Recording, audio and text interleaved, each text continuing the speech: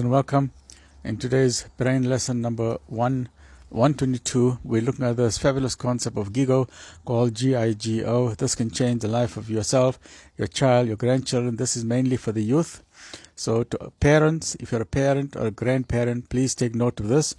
And I'm going to demonstrate how in the series of brain lessons, how we can think and succeed. We need to use the ability, this amazing ability of the human brain, and we can demonstrate how our youth can be transformed into diamonds, because our youth are amazing people. They've got fabulous brains, because every human being has got a fabulous brain.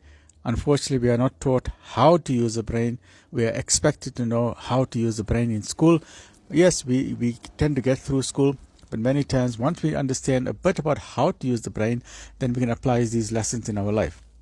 And this is the GIGO principle. Very briefly, what the GIGO principle says is as follows. When you are born, when a child is born, think of the child as this vessel. Okay, this is a vessel. This is a cup. Okay, think of this as a cup. Okay, now when a child is born, the child's brain is brand new. It's a clean slate. It's a clean slate like this. Now it depends what kind of information you're putting into the brain. The parents will put information into the brain. The grandparents will put information in the brain. The teachers are going to put information in the brain. The people in authority are going to put information in the brain. This brand new brain of a child. This is the information that the child is going to grow up with. Child 2 years, 3 years, 4 years, 5 years. At that age, the child does not know what is right and what is wrong. This is how our belief system, this is known as a paradigm. Our paradigm is the way we view the world.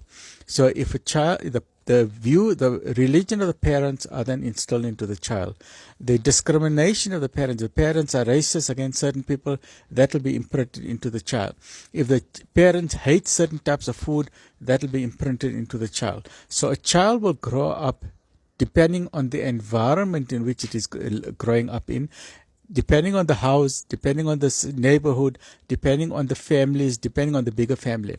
If a child is born in a neighborhood of poverty and crime and drugs, the child will grow up with that worldview. If a child is born in a family that's academic, mother is a professor, father is a professor, the child will grow up in an environment filled with libraries, filled with books, and a child will then be a high achiever.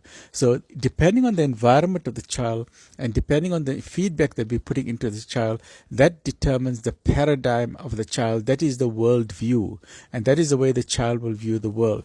This concept of GIGO means it depends what information we are putting into the child.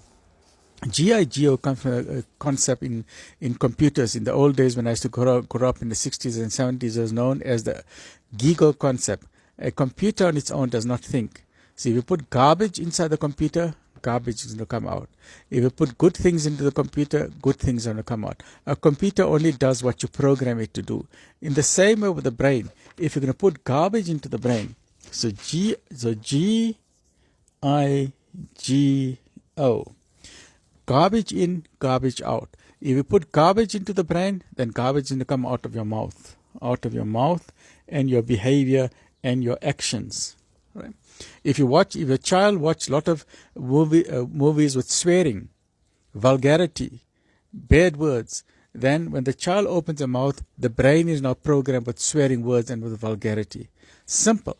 The more swearing videos you watch, when you open your mouth, swearing words are going to come out. You're even going to think in terms of swearing. But if you put good things into your brain, then good things are going to come out. So, for example, insofar as, say, respect is concerned, you must walk with respect, you talk with respect, you interact with respect, you even think with respect. So even in your private thoughts, you must think with good manners and with respect. That is the way you involve. Instead of having garbage into your brain, please encourage your children and the youth to fill our brain with good things instead of garbage. It's very simple but very, very powerful. Stay well, look after yourself. Alhamdulillah Rabbil Alameen.